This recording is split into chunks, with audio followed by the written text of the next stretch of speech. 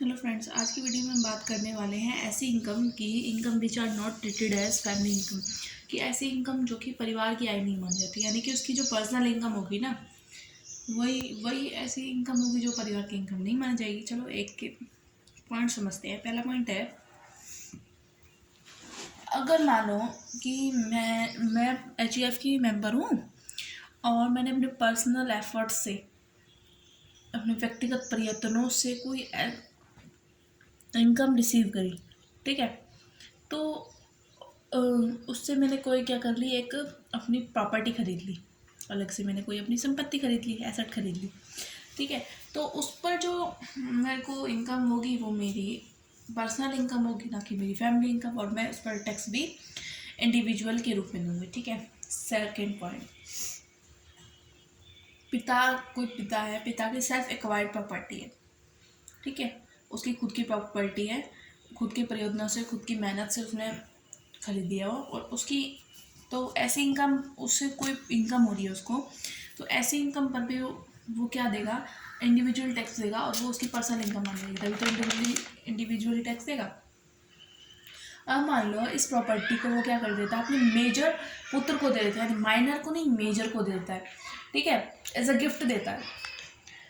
तो वो उस पुत्र की भी पर्सनल इनकम मानी जाएगी, ठीक है, ना कि परिवार की, ठीक है। और यदि वो पुत्र, मानो वो उसको, वो पुत्र को जो प्रॉपर्टी उसने दी वो पैतृक संपत्ति के रूप में मिली है, ठीक है, तो वो फैमिली की इनकम मानी जाएगी। एंसेस्टर प्रॉपर्टी के रूप में मिली है तो वो उसकी फैमिली की इनकम मानी जाएगी, ठीक है। यहाँ पे मैंने आपको दो बातें बताई। अगर वो पिता अपने पुत्र को वो एज अ गिफ्ट देता है तो वो उसकी पर्सनल प्रॉपर्टी मानी जाएगी और उस पर वो इंडिविजुअली टैक्स देगा, ठीक है। और अगर वो उसको एज अ एंसेस्टर प्रॉपर्टी के रूप में मिली है, वो उसको प्रॉपर्टी, जो पुत्र है उसको एंसेस्टर प्रॉपर्टी के रूप में वो प्रॉपर्टी मिली है, तो उस पर क्या होगा, वो फैमिली की इनकम मानी जाएगी, ठीक है। उससे जो भी इनकम होगी फैमिली की इनकम होगी, ठीक है।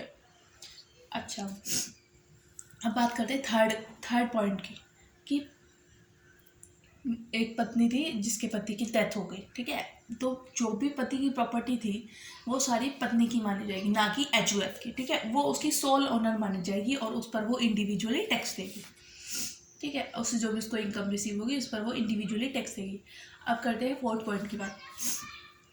यदि कोई HUF का मेंबर है, ठीक है, वो अपना पर्सनल बिजनेस कर रहा है, क्या कर रहा है, वो पर्सनल बिजनेस कर रहा है, और बिजनेस से जो इनकम आ रही है उसकी पर्सनल इनकम होगी, चाहे उसने परिवार के फंड से पैसा दिया। देखो दोबारा समझाती हूँ।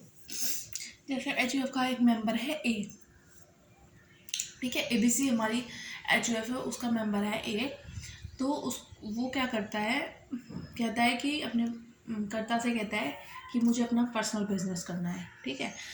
पर्सनल बिजनेस किया और वो कहता है कि मुझे कुछ पैसे उधार दे दो, और उधार मैं आपको बाद में चुका दूंगा जब मुझे कभी प्रॉफिट होंगे तो, ठीक है। उधार लेके उसने अपना बिजनेस शुरू किया, तो अब बिजनेस से जो उसको इनकम हो रही है वो उसकी पर्सनल इनकम होगी, और वो उस पर्सनल इनकम पर इंडिविजुअली टैक्स देगा, ठीक है।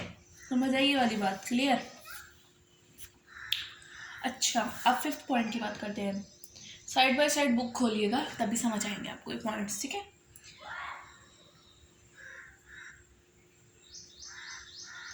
परिवार का एक मेंबर था, उसने क्या करा,